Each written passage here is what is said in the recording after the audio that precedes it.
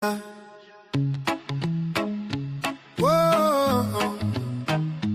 whoa.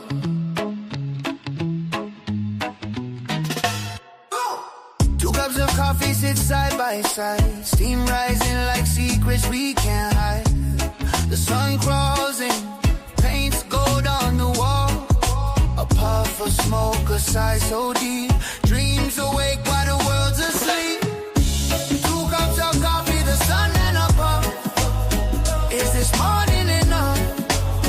Is this morning enough? Sip slow, let it linger, don't rush the hush. 2 cups of coffee, the sun and a puff.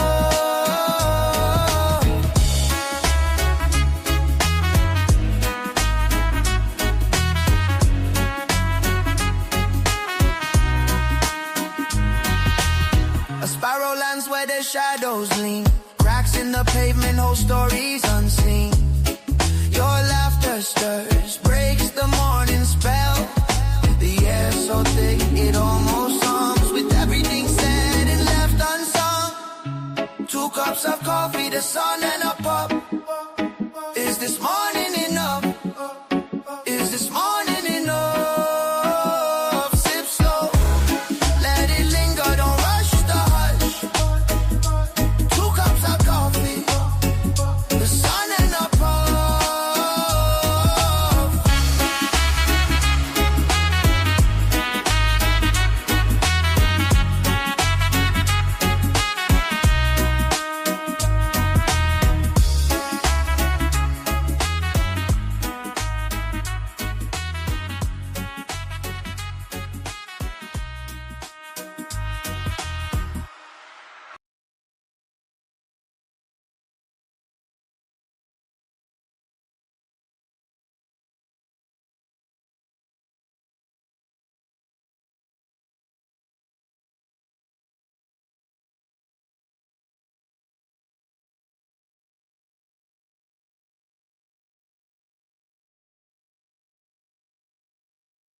Right?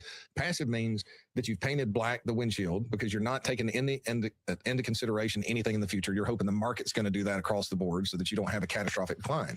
But if that's the case and you're traveling 75 miles an hour, there's a wreck down the road, there's cars stopped, there is no brakes on those cars in passive investing to keep you from slowing that impact down. So it is a catastrophic decline or crash, which is what happened 2000 to 2003. 2008, right? Just an absolutely catastrophic event. My concern is if they're hiding the signals within the system to paint this picture that everything is great, well, the market, like you said, doesn't have the ability to tap the brakes and slow that demand down so that you can speed it back up in the future. It's suddenly and all at once. And look, if it's 6 months to bring it back on, that is a much more severe economic impact and the after effect of that impact than it would be if the market was able to signal with honest information to slow down instead of propaganda, and then it could keep from having that catastrophic event where you're just not able to get it because demand didn't adjust in time because the signals were obfuscated.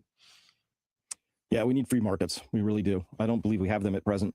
So a lot of people have also said, well, this is really like 4D, 5D chess. It's going to put China in its place because China does import. China's by far the number one importer of oil in the world, by far. And they do need to import a lot, but wouldn't you know it? For some reason, they built their inventories up right up leading into this war that was pretty dramatic. And it turns out China has more strategic crude oil inventories than all the other countries combined.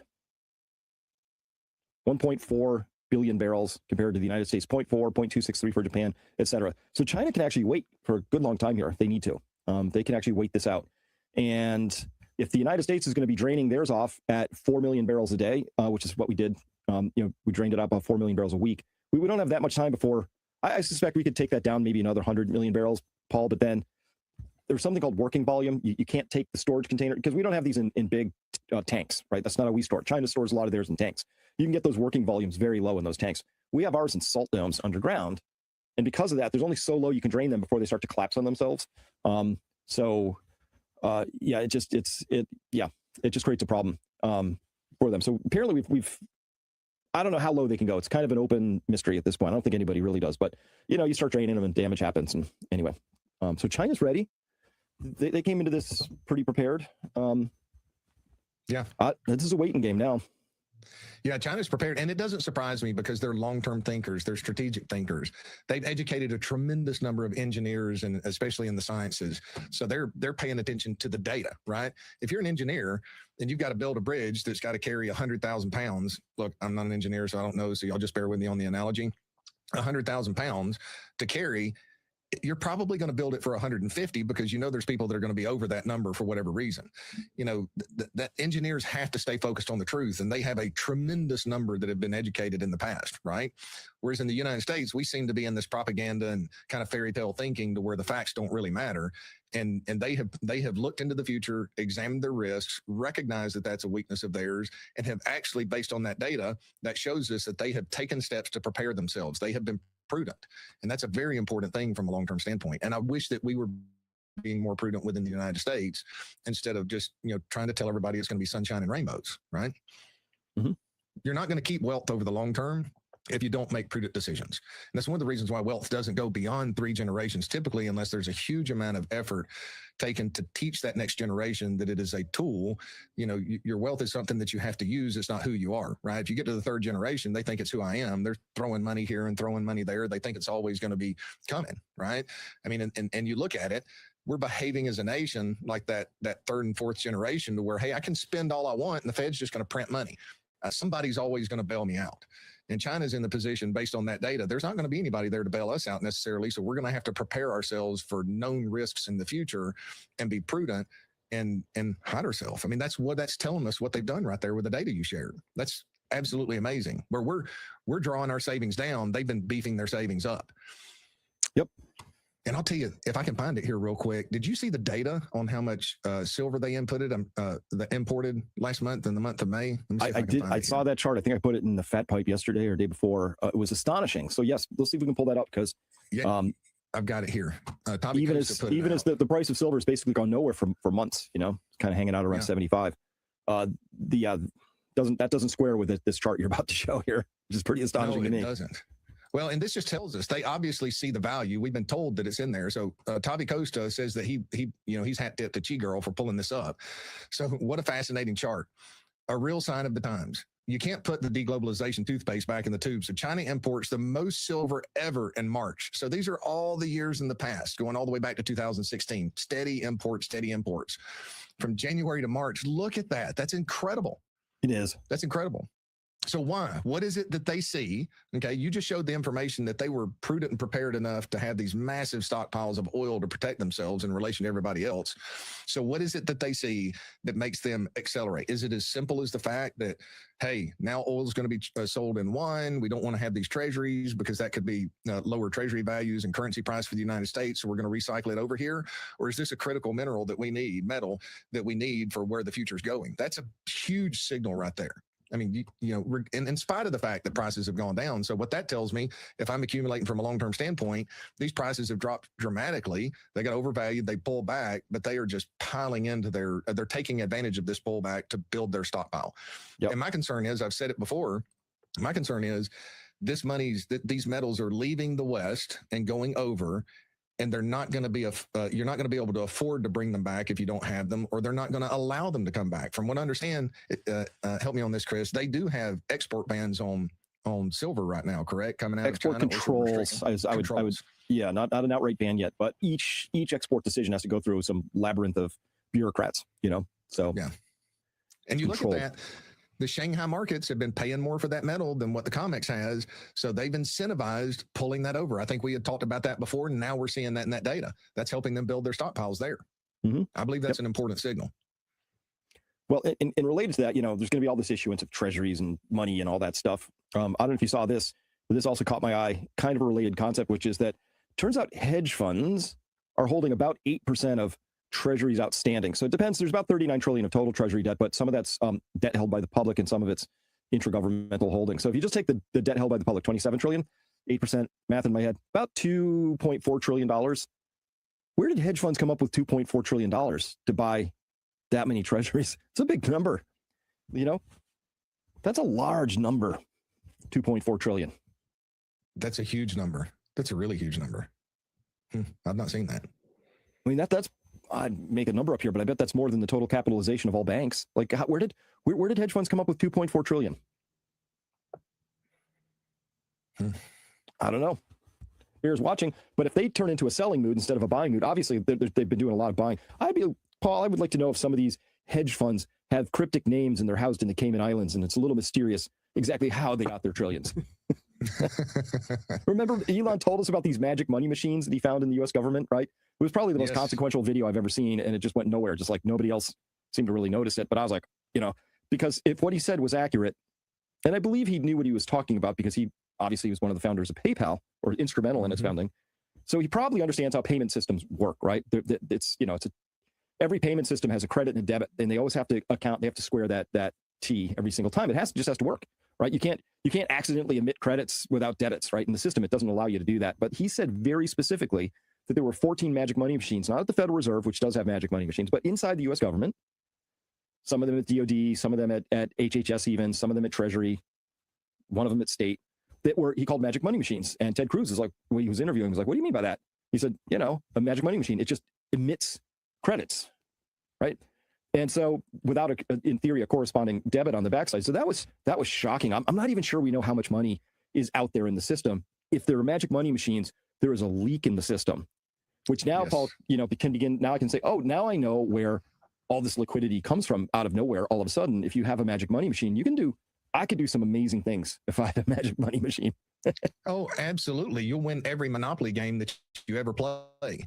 You'll be the wealthiest individual around. You could buy all the land within your community, and the inflationary pressures of that magic money machine would price everybody out because you've got unlimited capital that's at your fingertips. And, it's interesting because you bring that up. I spent some time trying to have conversations with people and ask them what they think, and nobody paid attention to that in any way whatsoever. It's just like there's the belief that we have this rule of law and that they're abiding in the halls of power to that rule of law. And I don't believe that Elon Musk said magic money casually or without intent. I believe that was the best explanation that he could come up with to explain what he found. I mean, because look, he's a brilliant individual and he understands and he's a good communicator. So he's using that term, I believe, because that's the best explanation of what he found. And that means, look, let's say you found that. You didn't know it was there. You're the president of the United States. You cared deeply about what the markets do. Would you not start utilizing those magic money machines to help, paint this picture that things are better than what they are? Not before I fired the guy who found them. Yeah, that's a very good point. That's a very good point. Urge anybody who was around finding them. Well, maybe that makes sense that Doge was shut down and out of the way now. I don't know. And I'm not saying that's what happened. I'm just thinking out loud. I'm surprised. There ought to be some clarifying questions and follow up to that astonishing magic money machine clip. But since there hasn't been, that's a tell to me, right? Because at least one enterprising Bloomberg reporter should have said, can you explain that real quick? Because maybe we missed something. That deserves clarification. Because otherwise what he's talking about is a complete breakdown in the basketry that holds and gives credence to our system of banking, right?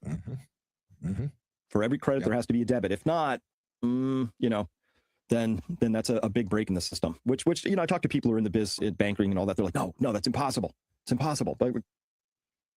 But if a computer issues a treasury check that goes to somebody overseas and they put it in their bank and it comes out as cash in their account, I don't understand why it could happen. It's an interesting idea. Yeah, it could happen. I mean, within the banking system, the way they're set up, I can understand their perception that it's impossible to happen because they have to account for outflows and inflows. Everything's accounted for. But like you said, if there's an entity, whether it's an NGO or it's a hedge fund that's in a jurisdiction where they don't have to have as much reporting, then you can funnel it into the system that way. I mean, what do drug dealers do, right? They have to launder money into the system in some way. Like that has to be laundered into the system. And obviously, I'm not saying I got to be careful here, but, theoretically there's a way to launder that money back into the system is essentially what it would be done. And the banking system wouldn't be the right way to do that. You would have to do it through some other entity. I think so. Anyway, I'm going to keep being puzzled by that for a while. But, in reality,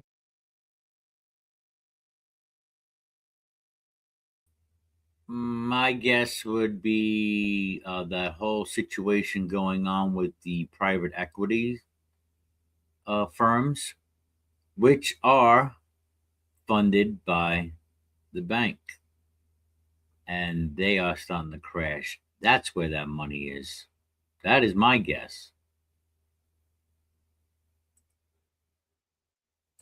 Isn't that modern monetary theory being run behind the scenes where you just print a bunch of money and put it into the system? And if inflation gets too high, you raise interest rates to pull it back. Wasn't that what, what's her name? I can't remember her name right now. Stephanie Kelton? Was it Kelton? I think so. I can't remember.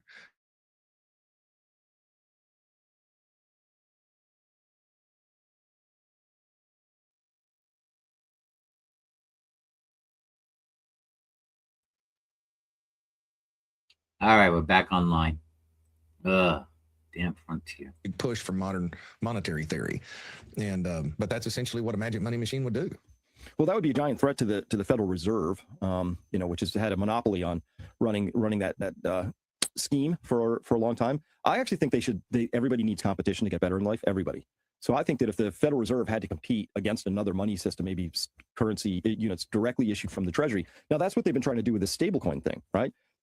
That's kind of an end run around the Fed, because what happens is you're a bank, Paul, you can make stablecoins. One rule: they have to be backed by U.S. Treasuries. So in essence, the government's giving you the backing for your currency, and you're making that currency on the back of the thing that the government gave you, not the Federal Reserve. So it actually starts to cut the Federal Reserve out. I never thought that was going to go down without a huge battle, because obviously it's an exorbitant privilege to have the only magic money machines ostensibly in circulation at the Fed. That's your number. That's your only thing. That's your whole reason for being. That's the only thing you do, is you emit credits to the world, right?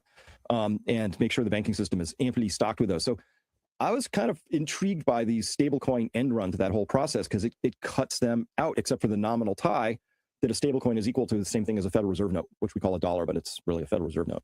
Anyway, that would be the connection. But the issuance and the supply dynamics would be out of the hands of the Fed, pretty much. Yeah. Which may be a good thing for individuals in the end. Could be. Be interesting experiment to run. Wow. All right, Paul, any closing words as we come to the end of this amazing episode? Now, the biggest thing that I would like to share with people is, look, the potential impact of this can bring about a lot of fear. Emotional decisions with your money and typically anything in life, right? Like you've been told, if you lose your temper, count to 10. I've got a quick temper, so I've learned that over years, and life is much better if you keep your emotions in check, especially when it comes to money. You've got to develop a plan and implement that plan. So it's easier when you have a strategy like we do. You can see the potential outcome, you can feel the fear, but you've got signals that help you make adaptations in the portfolio when to lower risk. And look, you don't know what the future is going to be. You might lower risk and everything work out just fine, and you miss a little bit of opportunity. Okay. Missed opportunity is a lot easier to make up for than lost capital for most people, especially if you're right on the verge of retirement, you're getting ready to retire. A major market decline can wipe out your dreams of retirement. Right. If you're 30 years old, passive, ride that volatility, you can maximize by being able to sidestep a major downturn. But depending upon where you are in life, you need to have a plan. You need to have some way to make adaptation. I've run into tons of people in the past that have been so scared of the markets that they piled it all into treasuries in the interim period, and they feel foolish at this point because they didn't imagine that things could go on this long without consequences. And I've run into people that were all in one category because they believed that was the sole answer, and they got wiped out. So diversification and adaptation. So I encourage everybody, develop a plan. Talk to your advisor that you have. Find out what their plan is. What if things do spiral out of control and oil prices were to jump to $300 or $400 a barrel? What adaptations will they make in the portfolio, if any? And if their answer satisfies you that they're going to help protect you based on that information, and as things change, then continue to work with them. If not, you want to do it yourself, develop a plan ahead of time. It's far better. When I did a whole lot of scenario planning over the years, especially with guns, it's like you have to think ahead of the situation that you might be in, so that you're not panicked, frozen, or making emotional decisions. And I've been in situations before where that training has helped me get out of what could have been a very volatile situation, because I was calm, cool, collected, and spoke clearly, because I had already considered what I would do when I ran into that situation, and probably kept something from escalating. I know that to be prudent in the investment process. We make adaptations, we plan, not going to be perfect. You can't pick the top and the bottom, but there are times where it makes sense to lower risk. It also makes sense in other areas to allocate to an area that the weight of the information tells you that you should be allocated there. So I just want to encourage everybody, develop a plan, work that plan, think about it and keep your emotions in check. Courage is essentially feeling the fear and making the prudent decision anyway. I don't believe this is a period of time where you can stick your head in the sand, put your fingers in your ears, and hope that this will pass, because the consequences are too severe to most individuals if these potential risks lead to the reality it looks like we're getting ready to walk into. So I'll leave it at that. All right. Well, folks, you heard the options. Talk to your financial advisor, do it yourself, or let me present a third option, which is to go to peakfinancialinvesting.com and fill out a simple form so that maybe you can talk with somebody at Paul's shop. If you do that. Yep. If you want to do that, you can go there. Chris Martinson is awesome. This channel, he's done the deep dive in the assassination attempt. All the, he did really, he really gets into all the data and stuff. So good channel, but I couldn't echo what Peter, I think it was Peter, has said as well. You can't put your head in the sand and think it's all going to go away, or put your fingers in your ear and think everything, and ignore what's going on. You need to prepare. Should be prepared. I mean, we're there, folks. We're there. So yeah. All right. With that, I'm gonna shut this part down. I thought this was pretty important to share how China's prepared, but are we? Are you? All right. I'm gonna do a wake and bake. Yeah, I'm gonna do a wake and bake, but I'm gonna shut this one down first. All right. Go spread the word.